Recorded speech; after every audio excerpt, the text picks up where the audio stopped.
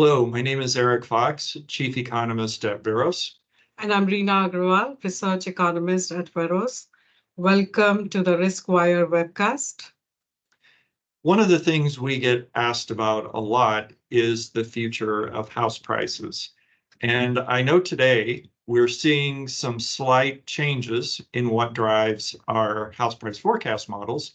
In particular, we're starting to see interest rates gradually decrease from where they've been in the recent past. Our models are still forecasting, however, that interest rates will remain elevated, even though they're now around 7.2 or 7.3%. Over the next year, we see those being essentially flat or down slightly to maybe 7 or 7.1% in the next year. Likewise, unemployment is at 3.9%, and we see that gradually ticking up, but still at a very modest 4.7% within 12 months. So one of the questions comes up is, how do these changes in some of these predictor variables for future housing prices impact some of the markets that have had big price changes over the last 2-3 years? And two of those markets are the tech hubs of San Francisco and Austin, Texas. So Reena, maybe you can give us a little bit of history as to what's happened in those markets in the recent past. So both the tech hubs, San Francisco and Austin, they grew at high rates during the early years of the pandemic.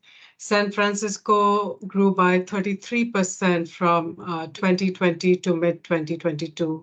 And in that same period, the Austin market grew by a huge 73%. What was happening is that mortgage rates were around the 3% mark. And in Austin, it was quite affordable at the start of the pandemic, but it started attracting tech giants like Google and Facebook. People who could work remote, they were moving to Austin because now they could afford larger homes at a very low price. And they were moving in with hefty budgets and making all cash purchases.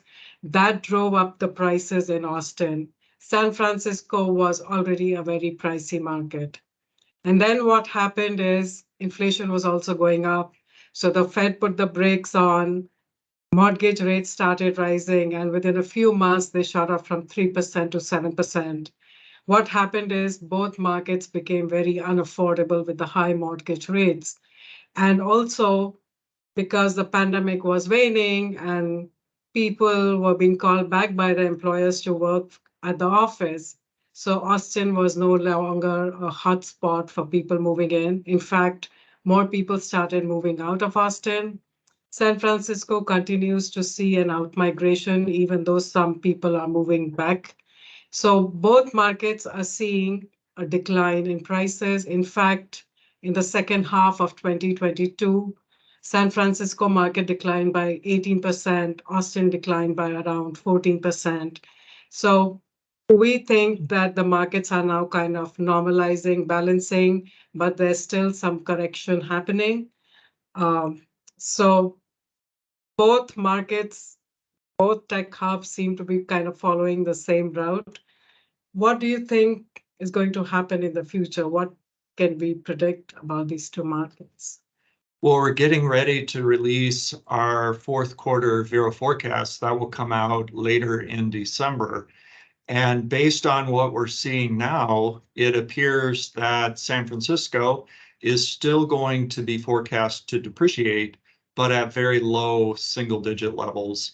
Austin, Texas, on the other hand, will have a little bit more significant depreciation, maybe in the more single to mid-level of depreciation.